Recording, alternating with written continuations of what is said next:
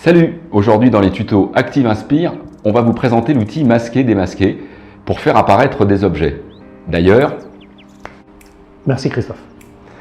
Dans une situation de cours en histoire, l'enseignant va analyser les conditions de vie des poilus durant la Première Guerre mondiale. Par exemple, sur cette photographie d'un assaut, on peut découvrir l'équipement d'un soldat, puis, en cliquant ailleurs dans l'image, montrer la réalité d'une tranchée. Ici, on voit tous les soldats qui posent dans la tranchée avec leur officier en attendant les ordres d'assaut. Mais on peut à tout moment, à l'instar d'un diaporama, refaire apparaître un élément pour montrer, par exemple aux élèves, tout l'équipement d'un soldat qui d'ailleurs, le saviez-vous, pesait plus de 20 kg.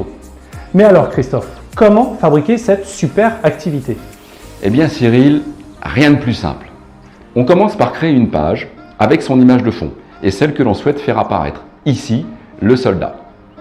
Je décide par exemple qu'en cliquant sur ce soldat, ici, l'image apparaisse. Je vais donc dessiner à l'aide de l'outil forme un rectangle, par exemple un rectangle bleu, qui sera mon déclencheur. Il me reste à créer l'action, pour cela je fais un clic droit, puis je sélectionne le navigateur d'action.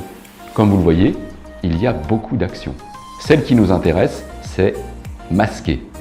On choisit la cible à révéler, rien de plus facile, à l'aide de l'aperçu, je trouve mon image.